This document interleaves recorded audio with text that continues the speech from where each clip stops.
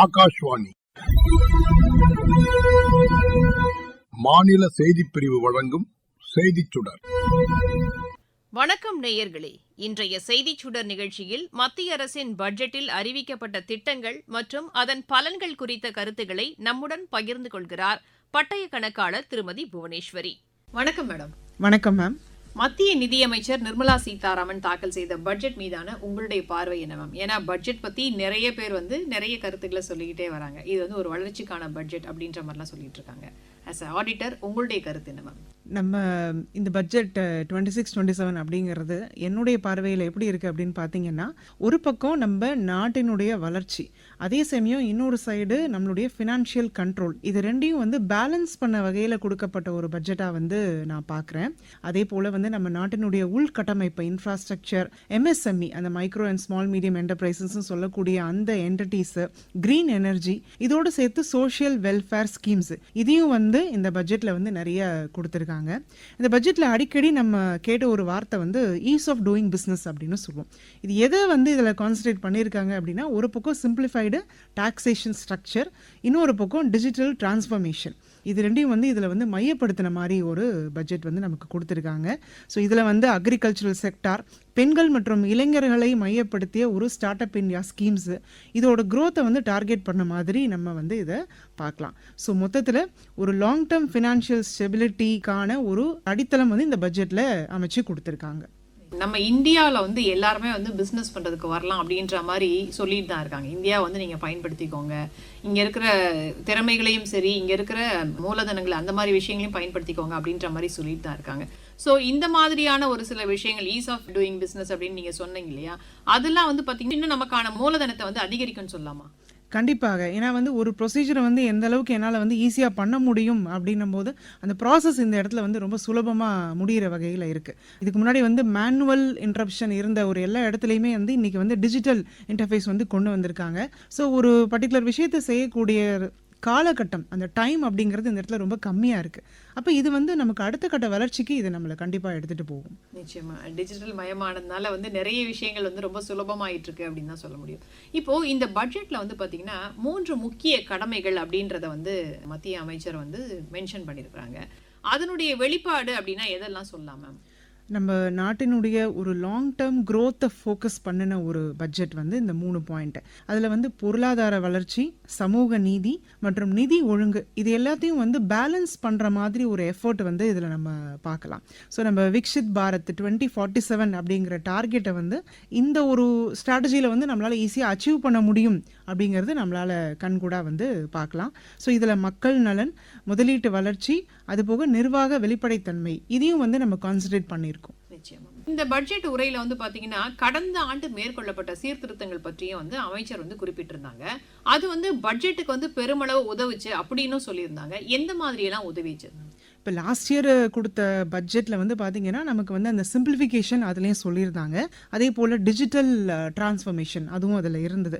Last இயரோட பட்ஜெட்டோட result பார்த்தீங்கன்னா நமக்கு tax collection அதிகமாக இருக்குது. ஸோ இது நம்மளோட ஃபினான்ஷியல் டெபிசிட்டை ஒரு கண்ட்ரோலில் வைக்கிறதுக்கான ஒரு பாசிபிலிட்டி இதில் நிறையவே இருந்தது. முதலீட்டாளர்களுடைய நம்பிக்கை இதில் ரொம்ப அதிகமாகவே இருந்துச்சு. ஸோ மொத்தத்தில் லாஸ்ட் இயரோட பட்ஜெட் ரிஃபார்ம்ஸ் அதனுடைய பலன் தான் இந்த பட்ஜெட்டில் நம்ம டீட்டெயில்டு அனௌன்ஸ்மெண்ட்ஸாக நம்ம பார்த்துட்ருக்கோம். செமி கண்டக்டர் 2.0 மிஷன் தொடங்கப்படும் அப்படின்ற அறிவிப்பையும் வெளியிட்டு இருந்தாங்க. ஏற்கனவே பாத்தீங்கன்னா செமி கண்டக்டர், அதுக்கப்புறமா செயற்கை நுண்ணறிவு தொழில்நுட்பம் அப்படின்னு சொல்லிட்டு ஒரு வளர்ச்சிக்கான பாதையில நம்ம போயிட்டு இருக்கோம் அப்படின்னு தான் சொல்லணும். இந்த அறிவிப்பை நீங்க எப்படி பார்க்குறீங்க மேம்? நமக்கு ஆல்ரெடி செமிகண்டக்டர் 1.0 அப்படிங்கிறத நம்ம நடைமுறைப்படுத்தி இருக்கோம். ஸோ இந்த செக்டார்லேருந்து நமக்கு நிறைய ரிசோர்ஸஸ் நம்ம யூட்டிலைஸ் பண்ணியிருக்கோம். அதனுடைய அடுத்த கட்டம் தான் இந்த செமிகண்டக்டர் 2.0 மிஷன். ஸோ இது நம்ம இந்தியாவினுடைய தொழில்நுட்ப தன்னிறைவை இதில் நம்ம பார்க்கலாம். ஸோ இந்த chip manufacturing, design development, research, இதனுடைய எல்லா வளர்ச்சி திறனையும் இந்த பட்ஜெட்டில் நம்மளால் பார்க்க முடியும். இந்த sectors, mobile sector, electronic sector, automobile manufacturing sectors, இவங்களுக்கு தேவையான எல்லா ரா மெட்டீரியலும் வந்து இந்த பர்டிகுலர் ரிசோர்ஸ் மூலமாக நமக்கு கிடைக்குது. அது எந்த விதமான ஒரு தங்கு தடையும் இல்லாமல் ஒரு பர்மனன்ட் சப்ளை செயினை நம்ம பார்க்கலாம். நிச்சயமா. இப்போ போன வாரம் வந்து பாத்தீங்கன்னா டெல்லியில வந்து ஏஐ சம்மிட் வந்து நடந்துச்சு. அதுக்குமே வந்து இந்த செமிகண்டக்டர் சிப் அப்படிங்கிறது ரொம்ப அவசியமா வந்து அந்த தொழில்நுட்பத்துக்கும் தேவைப்படுது அப்படின்னு சொல்றாங்க. ஸோ வந்து இதனுடைய வளர்ச்சி அப்படின்றது இன்னொரு துறைக்கான வளர்ச்சியை உருவாக்குதுன்னு சொல்லலாமா? கண்டிப்பாக. ஏன்னா இன்னைக்கு வந்து டெக்னாலஜி தான் எல்லா துறையிலையுமே, அது வந்து மெடிக்கல் ஆகட்டும், இல்லை வந்து மேனுஃபேக்சரிங் செக்டார் ஆகட்டும், சர்வீஸ் செக்டார் ஆகட்டும், எல்லாத்துலேயுமே வந்து நம்ம தொழில்நுட்பம் அப்படிங்கிறத வந்து இன்ட்ரடியூஸ் பண்ணால் மட்டும்தான் நம்மளால் அடுத்த கட்ட வளர்ச்சியை பார்க்க முடியும். ஸோ அதே மாதிரி தான் அந்த செமிகண்டக்டரும் எல்லா வகையான தொழில் சார்ந்த வளர்ச்சிக்கும் மிகவும் உதவியாக இருக்கும். உயிரி மருந்து துறை சொல்றாங்க இல்லையா மேம், பயோமெடிக்கல், அந்த ஃபீல்டில் வந்து பாத்தீங்கன்னா 10,000 கோடி ரூபாய் நிதி ஒதுக்கீடு செய்யப்பட்டிருக்கிறதா வந்து நிதியமைச்சர் வந்து அறிவிச்சிருந்தாங்க. இதை வந்து எப்படி பார்க்குறீங்க? ஏன்னா ஏற்கனவே நம்ம வந்து ஆயுஷ் மருந்து, யோகா இந்த மாதிரி விஷயங்கள்னால வந்து உலகத்துக்கு நிறைய நன்மை வந்து இந்தியா கொடுத்துருக்கு அப்படின்ற ஒரு நல்ல ஒரு எண்ணத்தோடு தான் நம்ம நாடு வந்து செயல்பட்டு இருக்கு. அந்த நிலையில இந்த உயிரி மருந்து துறையில 10,000 கோடி ரூபாய் நிதி ஒதுக்கீடு செய்யப்படும் அப்படின்ற அறிவிப்பு எல்லாருக்கும் எந்த அளவுக்கு பயனளிக்கும் நீங்க நினைக்கிறீங்க? பயோஃபார்மா துறைக்கு பார்த்தீங்கன்னா 10,000 கோடி நிதி வந்து ஓவர் தி நெக்ஸ்ட் 5 இயர்ஸ் வந்து அலோகேட் பண்ணியிருக்காங்க. ஸோ இது நம்ம இந்தியாவினுடைய ஒரு future health sector and technology ரெண்டையும் இன்டெகிரேட் பண்ண ஒரு விஷயமா நம்ம பார்க்கலாம். நம்ம இந்தியாவில் வந்து அதிக அளவில் பார்த்தீங்கன்னா இந்த நான் கம்யூனிகபிள் டிசீஸ் அப்படின்னு சொல்லக்கூடிய டயாபெட்டிஸ், கேன்சர் மக்களிடையே அதிகமாக காணப்படும். இது வந்து இருக்கிறதே வந்து வெளியில் தெரியாது. அதனால தான் நம்ம அதை நான் கம்யூனிகபிள் அப்படின்னு நம்ம சொல்கிறோம். அப்போ இதற்கான மருத்துவ வசதிகள் எல்லாமே வந்து இந்த பயோஃபார்மா மூலமாக நம்ம தயாரிப்பதற்கு மிகவும் உபயோகமாக இந்த நிதி ஒதுக்கீடு இருக்கும். ஸோ இதில் வந்து நம்ம ஃபர்தராக வந்து ரிசர்ச் அண்ட் டெவலப்மெண்ட் பண்ணுறோம், புதிய மெடிசன்ஸ் கண்டுபிடிக்கிறோம், வேக்சினேஷன்ஸ் வந்து நம்ம இதில் இன்ட்ரடியூஸ் பண்ணுறோம். ஸோ இதில் உள்நாட்டு உற்பத்தி வந்து அதிக அளவில் பண்ணுறோம். எந்த ஒரு மெடிசனும் வந்து வெளிநாட்டிலேருந்து இறக்குமதி பண்ணுறதுக்கு பதிலாக நம்ம நாட்டிலேயே தயாரித்து அதை மக்களிடையே உபயோகப்படுத்துகிற மாதிரியான ஒரு திட்டம். நிச்சயமா. மருந்து பொருட்களை வந்து நம்ம தயாரிக்கிறதோட மட்டும் இல்லாம நம்ம நாட்டு பயன்பாட்டுக்கு போக வந்து அடுத்த நாடுகளுக்கும் கொடுத்து நம்ம வந்து உதவி இருக்கோம். உதாரணத்துக்கு வந்து கோவிட் டைம்ல நம்ம தடுப்பூசி கொடுத்து நிறைய நாடுகளை வந்து காப்பாற்றி இருக்கோம் உயிரிழப்புல இருந்து. அதெல்லாம் கூட நம்ம சொல்லலாம்னு நினைக்கிறேன். இப்போ மின்னணு உதிரி பாகங்கள், எலக்ட்ரானிக்ஸ், அந்த துறைக்கான அந்த நிதி ஒதுக்கீடு அப்படிங்கிறது 40,000 கோடியா அதிகரிக்கப்பட்டிருக்கு அப்படின்னும் வந்து நிதியமைச்சர் வந்து அறிவிச்சிருந்தாங்க. மின்னணு உதிரி பாகங்கள் உற்பத்திக்கான நிதி ஒதுக்கீடு, இதை வந்து எப்படி பாக்குறீங்க? ஏன்னா இன்னைக்கு நம்மளை சுத்தி இருக்கிற ஒவ்வொரு பொருளையும் எலக்ட்ரானிக்ஸ் இல்லாம நம்ம வந்து இருக்கிறதே இல்லை. கண்டிப்பாக. இதில் வந்து ஆல்ரெடி பார்த்தீங்கன்னா ஏப்ரல் 2025 நமக்கு வந்து அப்ராக்சிமேட்டாக ஒரு 25,900 crores வந்து இதுக்கு அலோகேட் பண்ணியிருந்தாங்க. இது இதனுடைய அடுத்த கட்டம் அப்படின்னு நம்ம சொல்லலாம். இந்த 40,000 கோடி அப்படிங்கிறது வந்து அலோகேட் பண்ணியிருக்கிறது நம்மளுடைய மேக் இன் இண்டியா கான்செப்டை வந்து இன்னும் ஊக்குவிக்கிற மாதிரியான ஒரு திட்டம் அப்படின்னு சொல்லலாம். ஏன் அப்படின்னா இந்த உதிரி பாகங்களை வந்து வேறு ஒரு நாட்டிலேருந்து இறக்குமதி பண்ணி நம்ம நாட்டில் தயாரிக்கும் சில பொருட்களுக்கு வந்து நம்ம நாட்டிலேயே நம்ம அந்த ரா மெட்டீரியலை மேனுஃபேக்சர் பண்ணும்போது இன்னும் அதனுடைய காஸ்ட் ஆஃப் ப்ரொடக்ஷன் அப்படிங்கிறது இந்த இடத்துல வெகுவாக குறைய நிறைய வாய்ப்பு இருக்கு. இந்த உதிரி பாகங்கள் வந்து நமக்கு இங்கேயே வந்து ரெடி ஆகுது அப்படின்னும் போது நிறைய வந்து மின்னணு பொருட்கள் உற்பத்தி செய்யப்படும் போது அதோட விலை வந்து பெருமளவு குறையக்கூடும். நடுத்தர வர்க்கத்து மக்கள் மட்டும் இல்லாம ரொம்ப ஏழை மக்கள் கூட இதெல்லாம் வாங்கிக்க முடியும் அப்படின்ற ஒரு சூழல் ஏற்படுமா? கண்டிப்பாக. ஏன்னா விலை குறையும் போது அனைத்து தரப்பு மக்களும் வந்து இதை ஈஸியா வாங்கக்கூடிய அளவுல தான் இது இருக்க போகுது.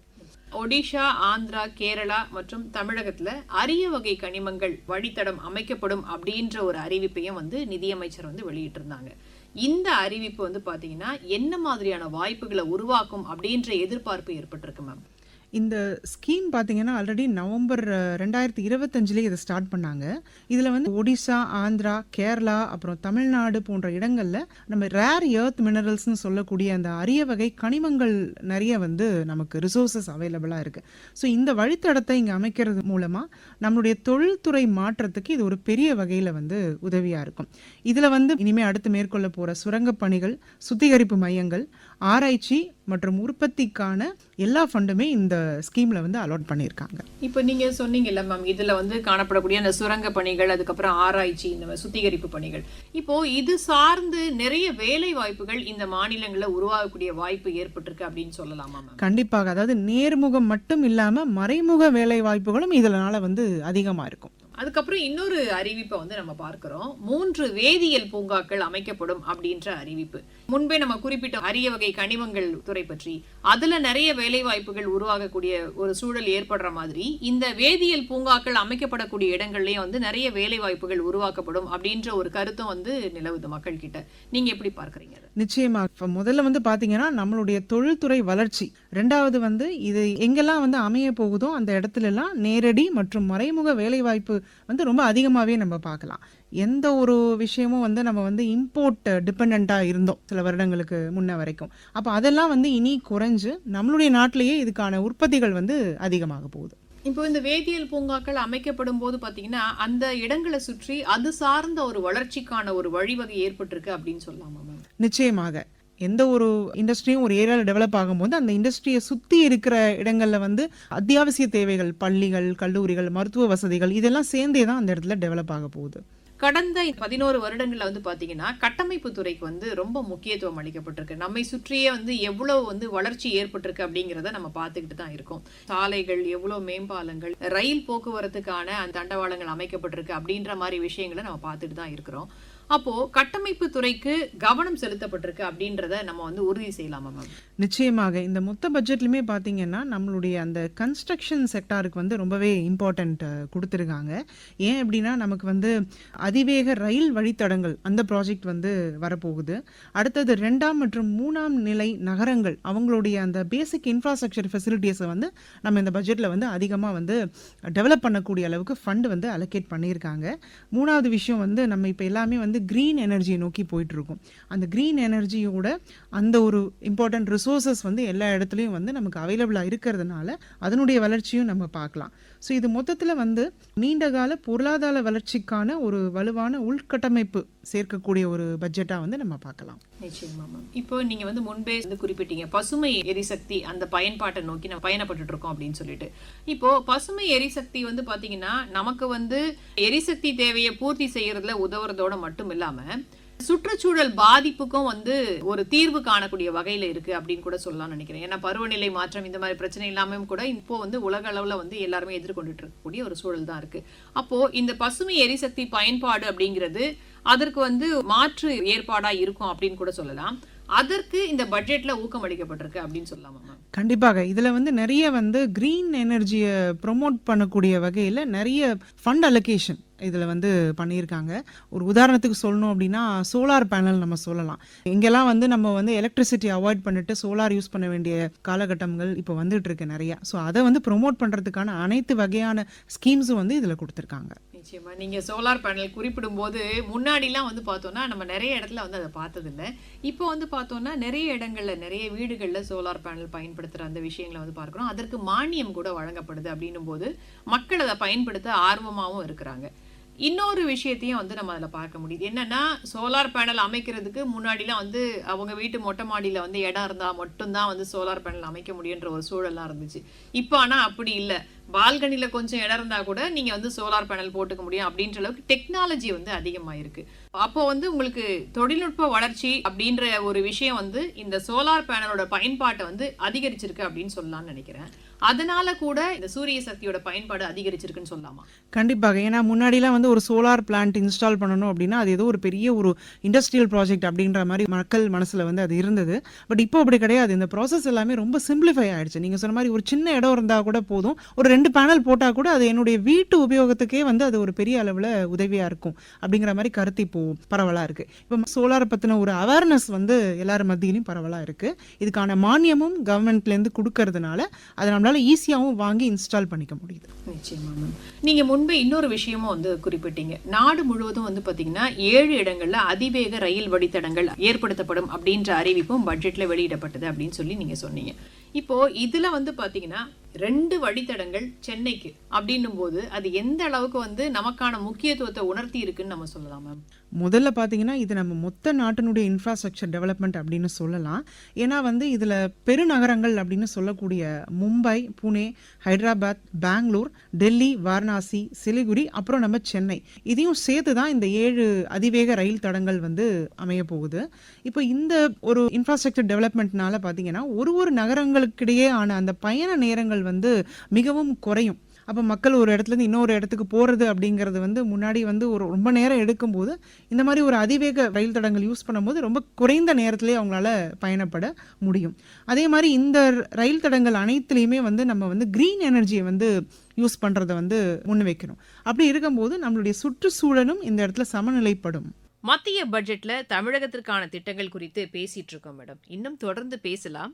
நேயர்களே, இந்த நிகழ்ச்சியின் 2ஆம் பாகம் நாளை ஒலிபரப்பாகும்.